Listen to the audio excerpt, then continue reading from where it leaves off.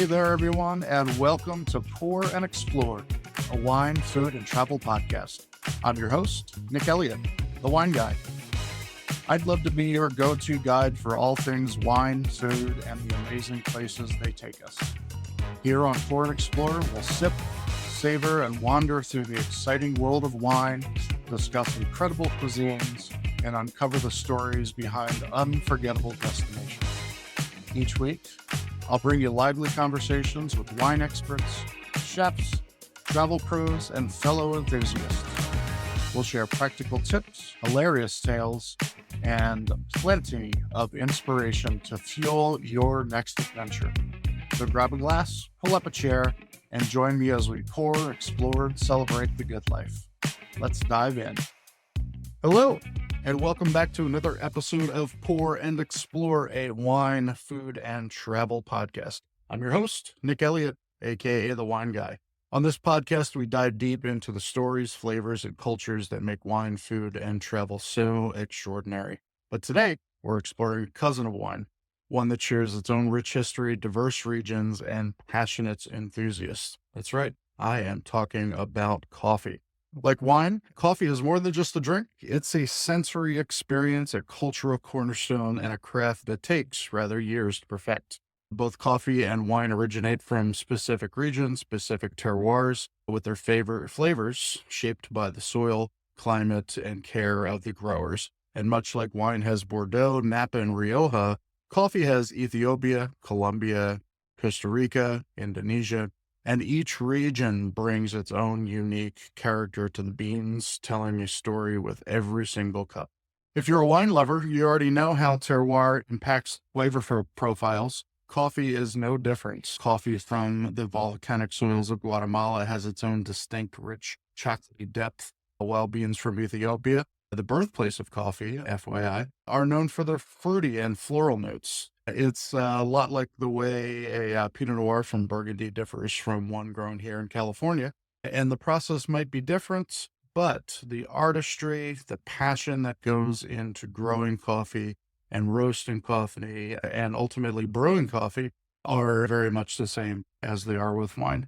I am a huge coffee drinker. I drink coffee every single morning of pretty much every single day. Even when I'm traveling, I've got my own little brewing system here at home that I love. And we are going to be talking to someone today on the show who's made his life into brewing and creating the perfect cup of coffee.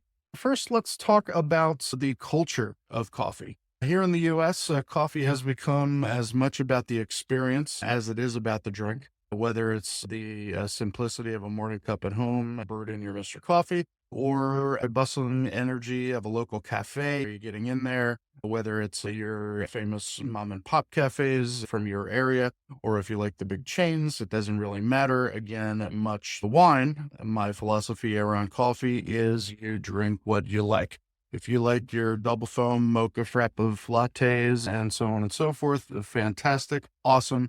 That's the way you should drink it. If you prefer just a black cup of coffee, tall, small, venti, all, whatever you want to call it, again, that is your deal and you do what you like.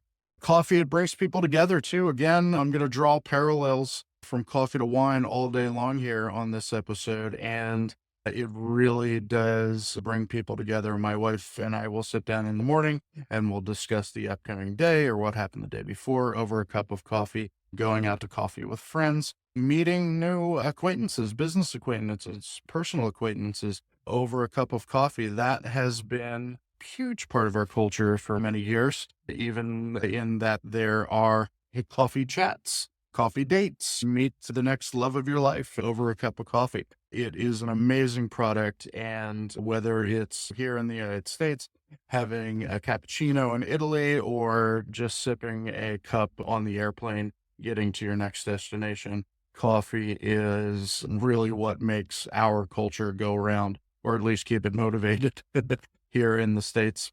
Think about it. How often do you meet a friend over a cup of coffee? How often do you start your day with a cup of coffee? Or how often do you rely on a cup of coffee to get you through that afternoon slump?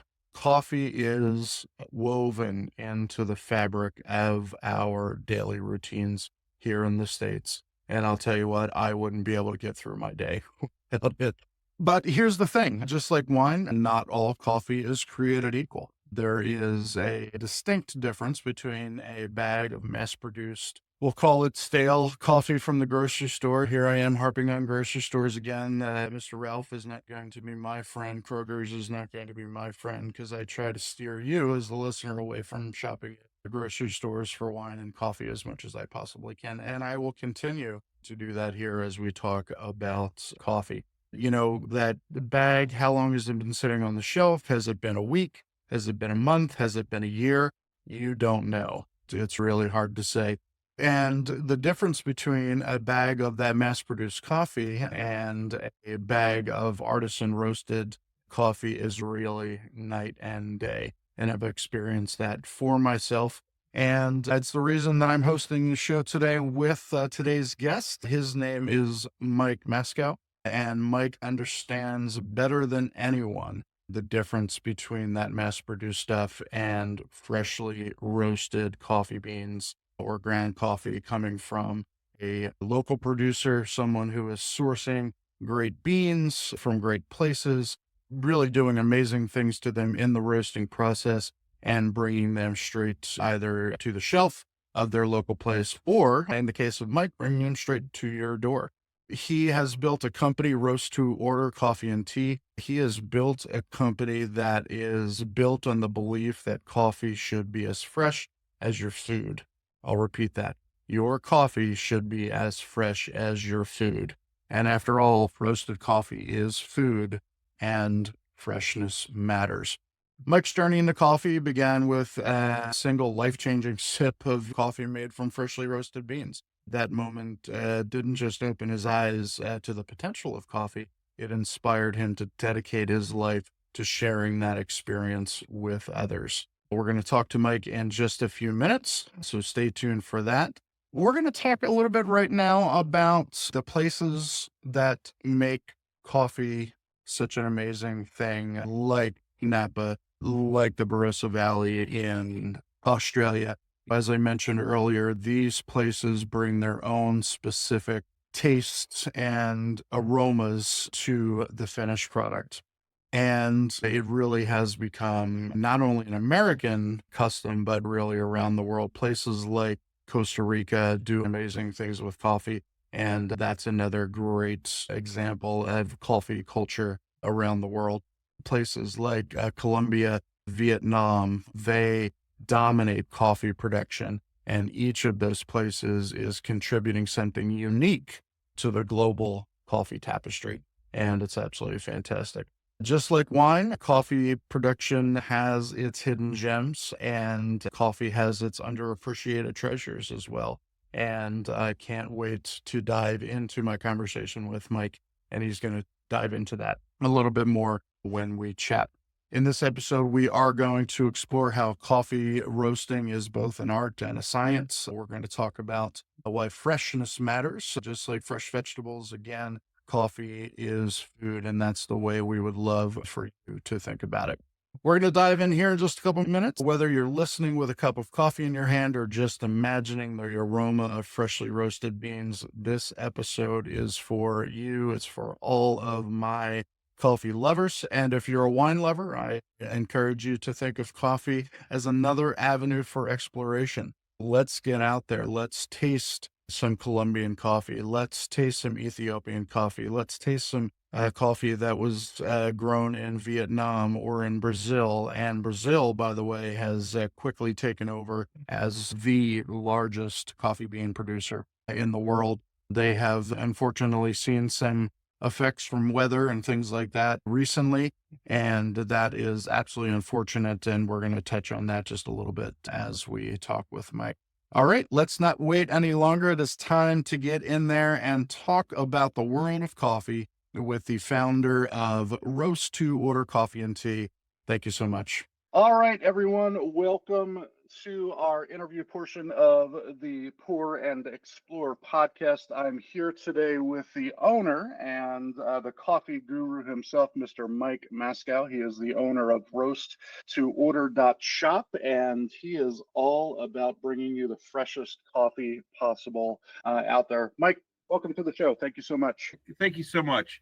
Yeah, I appreciate that. We also have roast2order.com now. So Perfect. when we first started out, .com wasn't available, and it became available, and we purchased it. So all right, well, there you go. There you go. You can go to either place. Either place will take you to the same store. All right. Well, thanks for that information.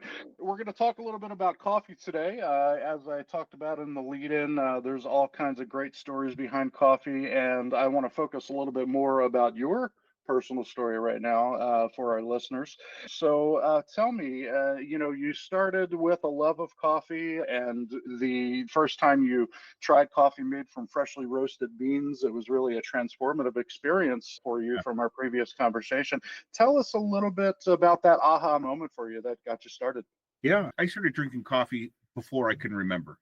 My parents gave all of us kids a cup of coffee in the morning. I think they thought they were doing us a favor by sending us off to school fully caffeinated and, of course, full of sugary breakfast foods that was going to keep us awake. And so it wasn't until I was an adult that I realized that coffee is actually supposed to taste good, that it's not supposed to be bitter and nasty and require a lot of creamer and sugar to kind of mellow it out, make it taste like anything, and that you could actually enjoy a cup of coffee black. So that was really my aha moment when I started drinking freshly roasted coffee. That was my first experience with that. I think I was probably like, I don't know, maybe 35 or something like that.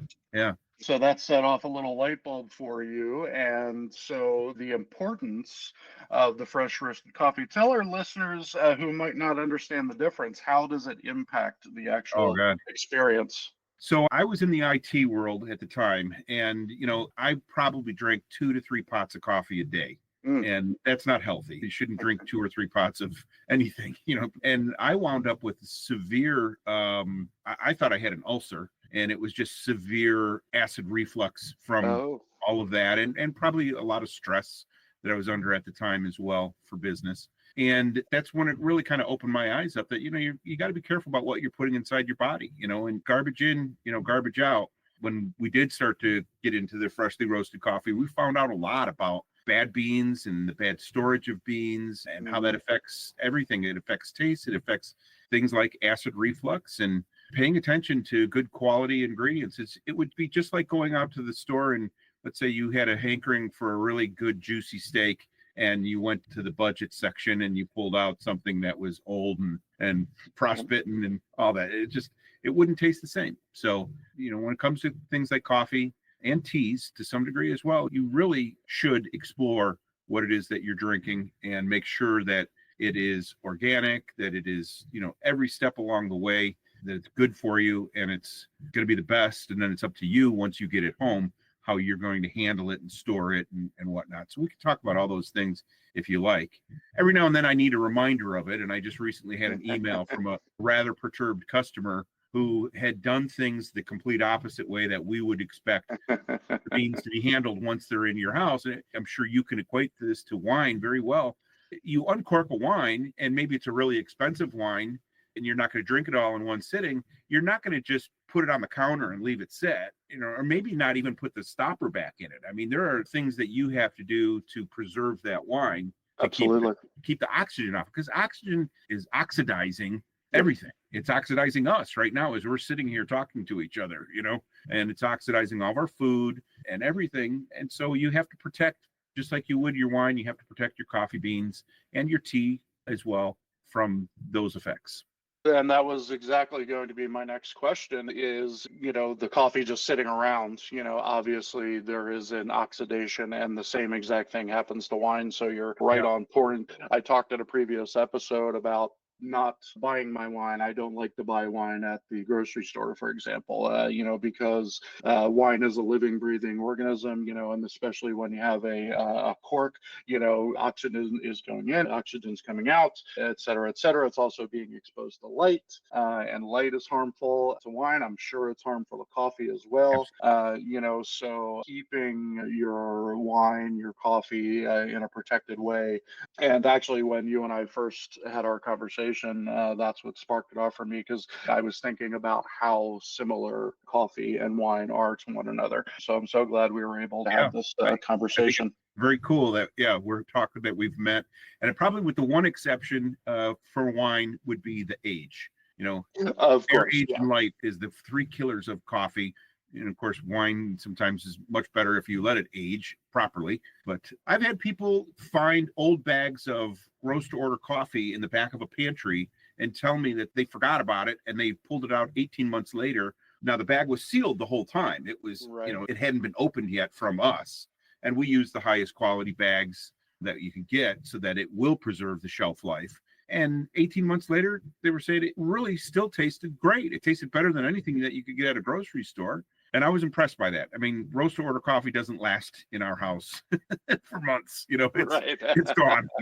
Every week I'm running down here and grabbing another couple pounds of whatever we want to drink.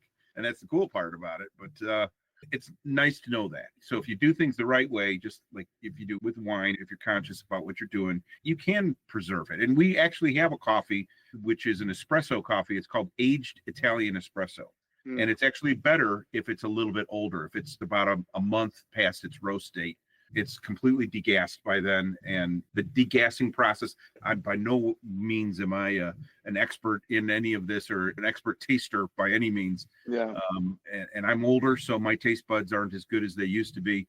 But because it's aged, it allows other flavors to come through that it otherwise wouldn't allow to come through if it was just a freshly roasted bean and you were trying it right then and there. So that's cool. I learned something new, Yeah, that's awesome. That's awesome. Yeah, it's, there's a joke amongst wine lovers as well that, a leftover bottle of wine, there's still wine in that bottle at the end of the day.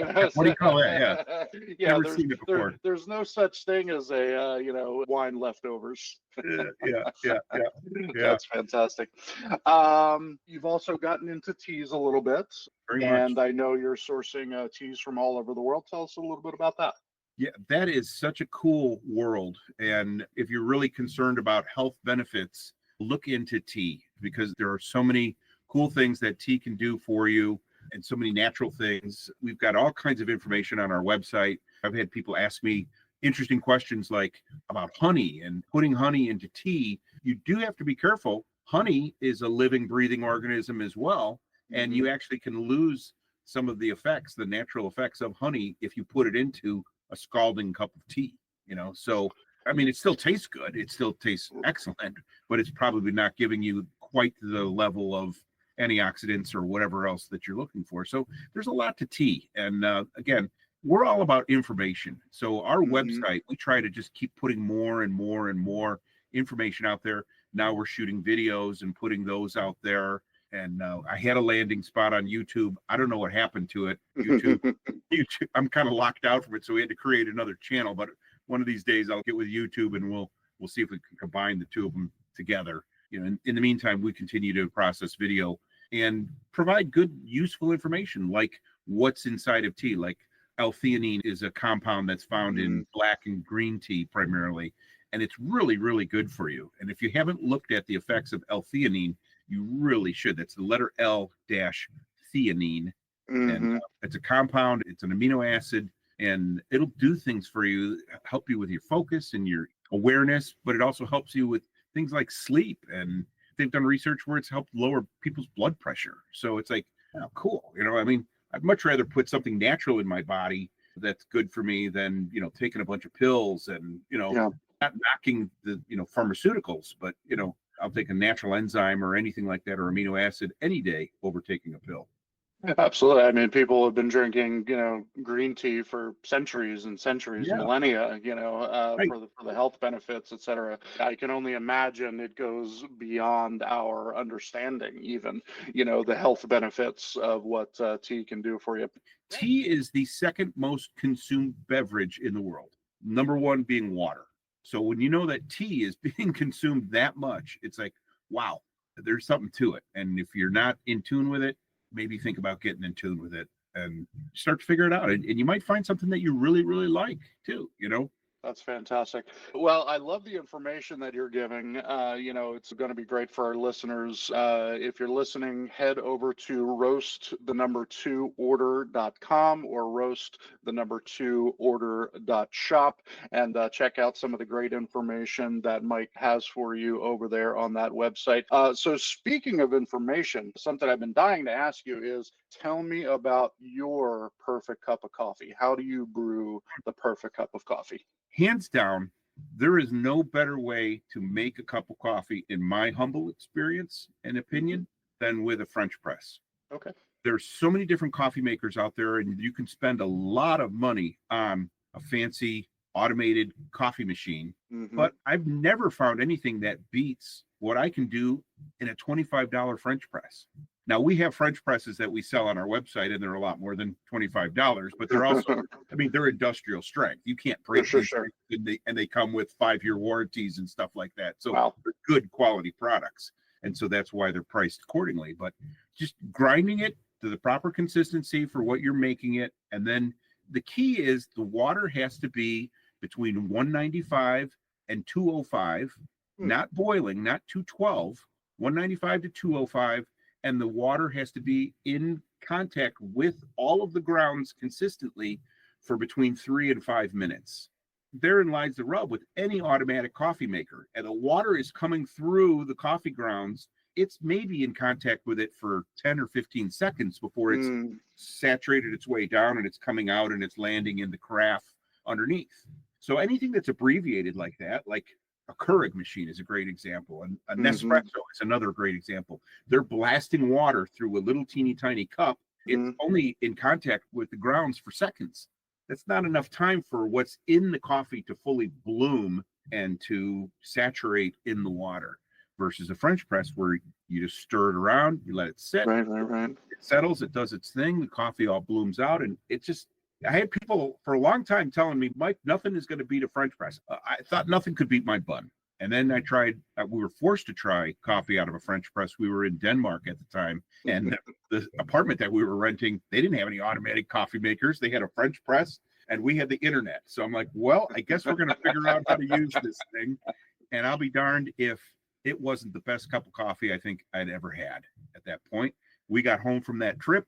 I took my expensive bun coffee maker and put it on the side. And I said, we're not using that anymore. We're going to use a French press.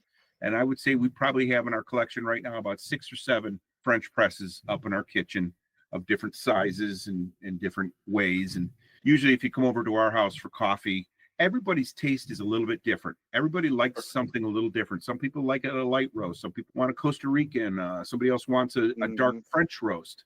You got it. We'll make the perfect cup of coffee for you based on what you like. And everybody's taste is different. I've had some real interesting people who have been in the coffee industry a lot longer than me come to me and say, this is how I like my cup of coffee. And I'm floored always by the way we make it for them. And I'm like, well, if that's what you like, that's what you should get, you know? Yeah, that's fantastic. So folks, you're hearing it from Mr. Coffee himself, pardon the pun, that the French press is the way to go. And of course, starting with freshly roasted beans, hopefully from roast2order.com.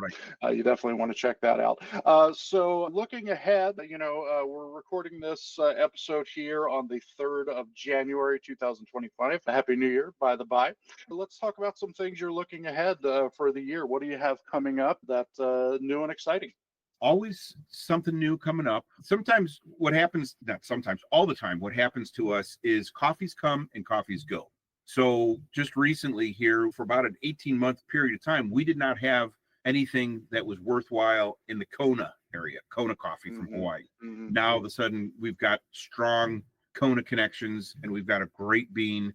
And so we've got Kona on the menu, and my next goal, because when we lost the Kona, we also lost something else, which was Jamaican Blue Mountain. Jamaica got hit by some really bad storms that wiped out a lot of crops. It's starting to come back. It takes a while. Sometimes it might take up to 5 or 6 years before the crops come back. But eventually they will. And eventually, I hope, later in this year, we'll have a great Jamaican Blue Mountain blend. On the tea side, definitely pushing into the Japanese teas, matcha, and all the other great teas that come out of Japan. So expect to see those on the website, maybe even by the time that we're airing this episode. So definitely we want to keep pushing down on that. And then just more and more information, just more information, like we find out about things like L-theanine and other things that we find out. Awesome. Well, you make great points about not only the seasonality, but availability of coffee. Hopefully our listeners understand that coffee, much like grapes that make wine, are a natural product. Just like I dealt with many years on the vineyard growing grapes, you're dealing with weather patterns, you're dealing with frost, you're dealing with exceptionally hot days. And here in California, we deal with fires, that affect the quality of the grapes and so on. So we talked a little bit in our previous conversation about some of the effects that are happening in Brazil right now. Brazil's a huge coffee producer, and they're being affected by weather, et cetera, et cetera. For our listeners, just keep in mind that, if you find that perfect Ethiopian blend, it might not be available, the following year, or, a great coffee from Brazil or Jamaica or Hawaii, it might not be available all the time because it is a natural product and it's affected by all of the things that are going on in the world. So that's a great point, and I'm glad you brought it up. And hopefully, there's enough of it. I mean, we've got so many varieties of coffee in our shop. I'll drink something for a while and I'll get tired of it, right? So then I'll go over and I'll try something, pull something out that I haven't had in a while, and I'm tasting it again, like I'm tasting it for the first time, and it's like, man, I love this stuff. Where's this been? Why haven't? And then I'll just drink that, for a while, and then go to the next one, and the next one, and the next one. And most people have, when it comes to coffee, at least, they have, and tea, they've got a specific niche that they like to stay in, and it's usually revolves around the level of roasting of the coffee. Do you like a lighter roasted coffee? Do you like a medium roasted coffee? Do you like a darker roasted coffee? Do you like a higher acidic coffee? Do you want a lower acidic coffee? And then you can just get in there and you can play around with and easily find 3, 4, 5 different coffees. Here, what we wind up doing is, I have a little bit of this left, a little bit of that left, a little bit of this left, and I was throwing it all into a canister and mixing it all up, right? making basically my own blend. And so all of a sudden I hit something and it was like, wow, this is really good. Then I try to go back and repeat it. And I'm like, now what was that I put in there last time? And so I started writing it down. I started writing down what the recipe is and how much of this and how much of that. We've created some different blends that are really good. I've got one called Mike's Java Gold, which is kind of a medium roast coffee, medium to lighter. I've got another one called Susie Q's Dark Secret, as you would guess, probably a dark roasted coffee. There's Susie Q's Dark Secret regular. There's Susie Q's Dark Secret bold, and they both taste different from one another. Bold is bolder, it's more of a punch you in the mouth kind of taste, and some people like that. Some people don't like that. So we've got so many, and it's just cool when you come up with something like that. And I've got some other ones that are cooking in the background here when I get a chance to, have that free moment. And I go back and I start blending up some other things. And I think that's half the fun. I know wine guys that do this too. I've got a great friend of mine. He's my dentist. And I used to make homemade Italian wine with him and his dad and his brother. He's still making it. And he's really perfected his system and his filtration of it. And I mean, what comes out, it's like crystal clear and, not cloudy like a lot of homemade wines are and stuff. And man, and he blends this stuff and it's like, Bert, this stuff is incredible. His name is Umberto. He's Italian. Umberto, yeah. He goes by Bert. It really is good. And I'm like, man, you should market this stuff because you could really do well. And we're here in Chicago, so there's no grapes. Well, I should take that back. There is grapes being grown in Illinois. There is a vineyard that we visited last year, and I was surprised to find that there are, and that's the only place they get their grapes from is from what's being grown across the street. And it's like, Yeah, well, yeah. that's crazy, and we got a nice That's an tour of their. estate vineyard, yeah. Oh, it was awesome. And I can't wait to go back there. And it's got a great restaurant attached to it. And it's just like, this is cool, right here in our own backyard. Who would have thunk it, right? Absolutely. Well, let's talk a little bit about that. We focus a lot on travel on this podcast as well. Do you have any interesting coffee travel stories that you'd love to share with us? I have not gone on a specific coffee travel, but I mean, I've spent enough time, outside of the borders of the United States and in tropical countries to know that I would love to go and take a coffee trip specifically to Costa Rica. That would probably be the first place that I would go. Maybe I would want to invite Aaron Rodgers to come along with me and he would take me on an ayahuasca trip. I don't know.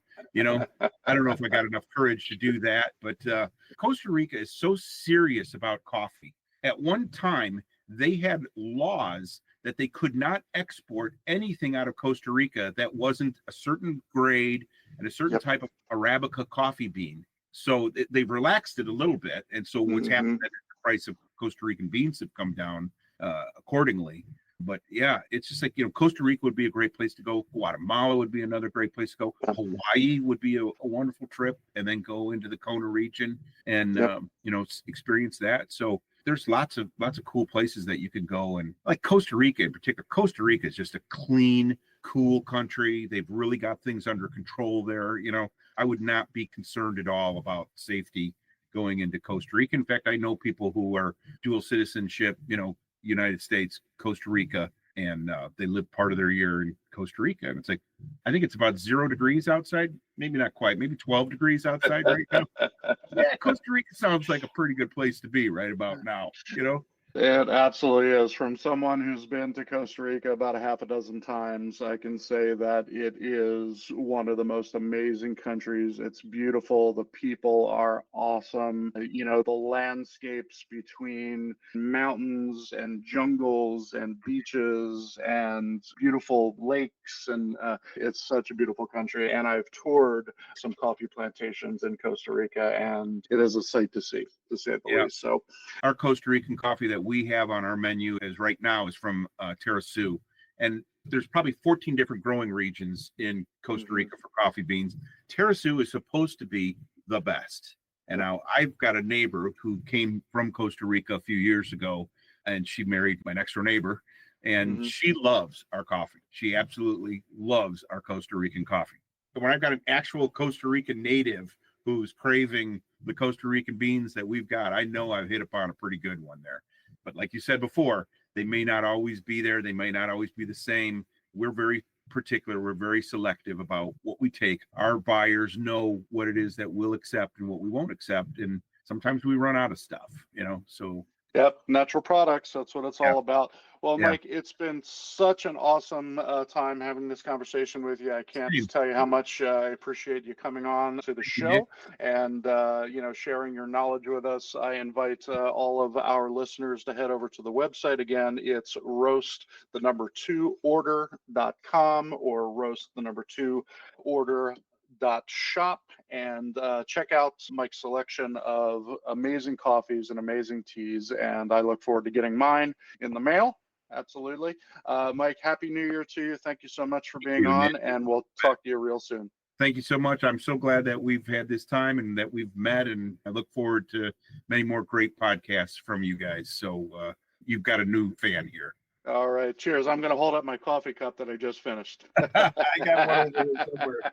I got one back here. This is a Stanley, and in the front here says Clavio on it, which is the company software that we use for our email. We've got a newsletter. In fact, it just went out today. If you want more information from us, sign up for the newsletter. It comes out twice a month. We also have an SMS program, and when I ever figure out what I should be saying in SMS messages, I'll start using it more. We do have somebody who's joining us who's a college student who's going to be more of a marketing guru for us. So thank you, Well, Nick. head over to the website, folks, and sign up for the bi-monthly newsletter. And Mike, thank you so much. It was great to talk with you. Wow. What a fantastic conversation with Mike. I don't know about you guys, but I'll definitely be rethinking my coffee choices after this. I've met Mike previously, and I will definitely be taking advantage of his amazing products his passion for freshness, quality, and I would say, moreover, his passion for his community is truly, truly inspiring.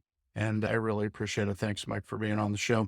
Whether it's, it's the science behind oxidation, the joy of discovering the perfect roast, or, heartwarming stories, coffee for a cause, he's just doing so many truly inspiring things out there. And I appreciate him being on today. And I really, really hope you enjoyed the conversation. If you're curious to try freshly roasted coffee or tea for yourself, be sure to check out Mike's website at roast2order.shop or roast2order.com, as he mentioned. And don't forget, he's running specials all the time. So check that out right now. Roast2order.com. And oh my goodness, I cannot wait to get mine in the mail. I'm very, very excited about it. Here's an idea. If you're listening and you know of an organization that could benefit from Mike's Coffee for a Cause fundraising program, definitely please reach out to him. If you could benefit from it, definitely let us know or let Mike know, and he will take great, great care of you. I promise. Well, as we wrap it up, I want to give you, a sneak peek into some upcoming episodes. I've got great conversations lined up with travel experts and, people from the hospitality industry. I've got some great standalone shows coming up for you as well. So please, please, please don't forget to subscribe. If you liked what you heard today, click subscribe on your favorite podcast platform. We are available on Apple, of course, Spotify. Hit me up and subscribe on YouTube. I would definitely love to see you there. And I've got some really, really cool things coming on. Please, before we go, remember, whether it's wine, coffee, or life itself, the journey is all about exploring, discovering, and savoring every single moment. And as I like to say, you've heard it before and you'll hear it again. Everybody, keep wondering and wandering. And until next time, take care and cheers. Thank you so much for tuning into this episode of Pour and Explore. I'd love to hear your thoughts, your stories, and your questions, so you can drop me a line at cheers@thewineguy.vin. That's cheers@thewineguy.vin. Or let's connect on TikTok, Instagram, or Facebook. Grab those links on my website at thewineguy.vin. Until next time, let's keep wondering and wandering. Cheers, everyone.